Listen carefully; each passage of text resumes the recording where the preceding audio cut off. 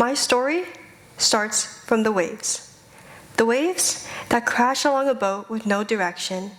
The waves along a boat with no captain. Drifting endlessly for 10 days, my family left Vietnam and soon landed on an island in Malaysia before getting sponsored here to the US. This was just one of the many stories that they never told me because they believed that their past should not affect my future. And I think it's a common thing among first-generation immigrants like me. Forget the stories of struggle, starvation, and uncertainty, and let's embrace the opportunities that they were never able to have. Growing up, I was naturally curious about my culture. I already spoke an unusual dialect, not Mandarin Chinese or Cantonese like my other peers, but instead Teochew, another dialect from southern China. On top of that, my parents had long immigrated out of China and they were born in Vietnam and Cambodia. So this created an almost awkward disconnect and fusion between my cuisine and language. Like many, they embraced the American ideas, speaking English. Of course, he taught me my dialect, but there was nowhere for me to use it, so I didn't feel the need to learn anything more than "Jet Bung," let's eat rice, or "Ja," good morning. In fact, at the bold age of 5, I declared that I am no longer Chinese. I wanted to have blonde hair and blue eyes, just like the stereotypical American. As a result of my newfound Americanism, my dad started to tell me his stories of his time in the Khmer Rouge, or in the jungle. I didn't really realize it, but I soon learned that this was a very kid-friendly, washed-down version. I didn't make the connection that my parents came a long way from their hardships, not until much later. And in fact, I thought my dad was a cool movie character, like Mowgli from the Jungle Book. Now, I want to share my parents' stories because they're the very things that changed my perspective on how I see my culture. My mom's family escaped from Vietnam during the Vietnam War. From there, they landed on an island in Malaysia called Pidong Island. They were soon sponsored here to the US, where they first lived in Pennsylvania and now California. My grandfather was a war veteran, and he was drafted to war and forced to endure the endless battle. My mom was only 4 when she came here. My dad's story is a little bit more complicated. Our family lost our fortunes to the Khmer Rouge, a communist political party that targeted non-native Cambodians like my dad's family. During this time, over half of siblings were studying abroad and lost contact with my dad and the rest of his family for over 10 years. Out of my family that was captured, they were sent to camps and forced to endure labor. Over half of them died. My dad was the only male who survived. After the war, he moved to various countries, such as Vietnam, Austria, France, and finally the US, where he got to reunite with his siblings after over 10 years. My dad was only 14 when he came here. As you can see, this is obviously not a story about playing in the jungle or sitting on a boat. My dad wore the same clothes for over 5 years.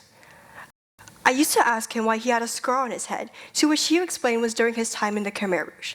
Desperate for food, he observed the dog day by day, and when the time was right, he stole the dog's meat bone. But the dog attacked him, and his grandma had to rub ashes on his head to stop the bleeding.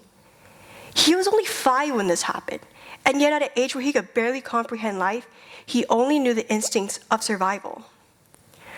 I didn't realize how fortunate I was until I heard my parents' stories. I was lucky to be born with something and continue to have something because at one point, both of my families had nothing.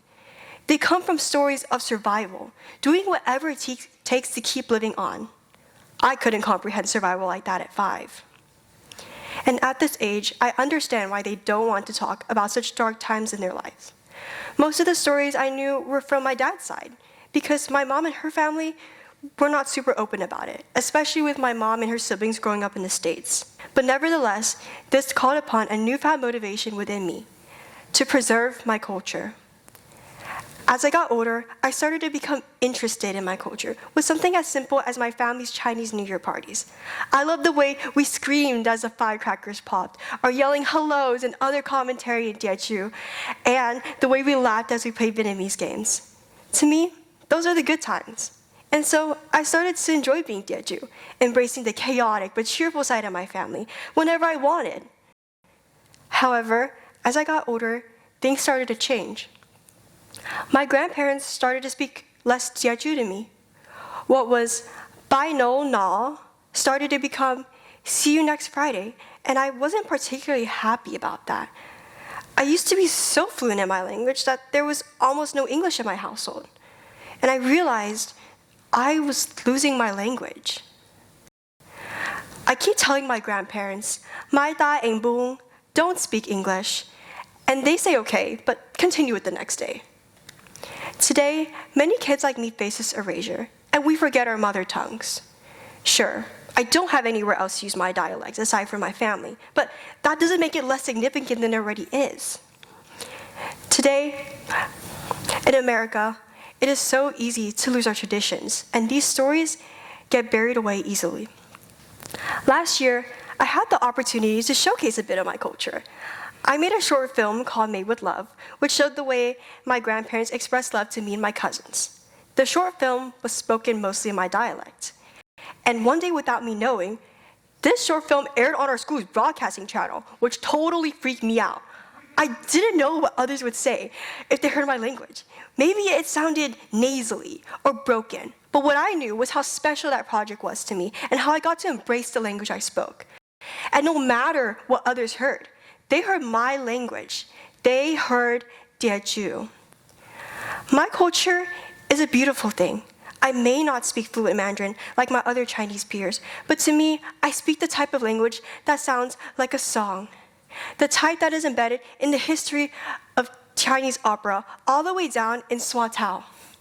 My language once sat on a boat, moving from country to country, and even if my parents lived in another country for years, they never forgot their language, so why should I?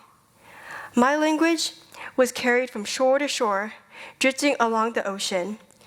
I see the scar on my dad's head, and the way we say, "gakinang, pasi, boxianggang," which is an idiom about Teochew unity.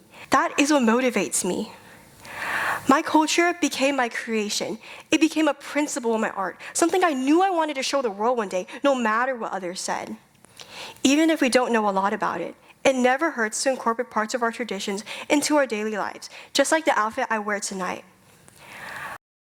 My family didn't want their past to affect my future, but each week I take some time to speak a little bit more Teochew, play card games with my grandma Hui, whom she learned from her mom, make chai gui, or chive dumplings with my grandma Chiv, whom she learned from her mom, and sing Vietnamese songs with my grandpa. Little by little, I found the joy in understanding my unique culture, looking forward to each Friday I get to go see Grandma Hui and my grandpa, and each weekday I get to spend home with my grandma Chiv. Their stories made me love eating Teochew food, appreciate the moments and time we spend together, and one day wish to return to Swatow, China to see my origins. As we gather elements from our past and our traditions and continue it on to our brothers, sisters, cousins, and more, be proud of who you are. Find out what makes you who you are. Hardships are never something to run away from. And when the time is ready, share those stories to that little kid in hopes that they will remember you for your bravery and accomplishments, just like I did.